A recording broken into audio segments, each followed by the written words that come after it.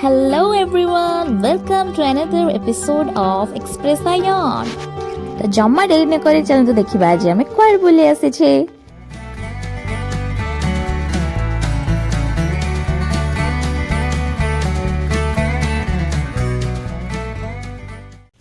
गोटे लंबा और बहुत कष्ट रास्ता पार करके आज आम बुली आसे हिमाचल प्रदेश रे। हिमाचल प्रदेश में आसी स्टेडियम देखा धर्मशाला स्टेडियम रिसेंटली बहुत न्यूज रे थिला कारण आपण माने जानिथिबे इठी गोटे क्रिकेट मैच भी हेतिला वर्ल्ड कप रो। तो आपण माने मते कमेंट रे कहबे को मैच रे हिमाचल रे आमे बहुत सारा जगह बुलिया को आछू बट फर्स्ट ये वीडियो टी मुने के आछे आगु को अलग अलग वीडियो मध्ये आपण मन पय नै के आसीबे। तो बिल्कुल भूलिबेनी आकु देखिया पय और शेयर लाइक और कमेंट करिया पय। स्टेडियम भी बहुत सुंदर है कि ताठो बहुत बहुत रूप रे सुंदर है यार व्यूटा देखंतु माने बरफर जो टिके टिके पहाड़ पड़ी बहुत सुंदर देखा जाउची।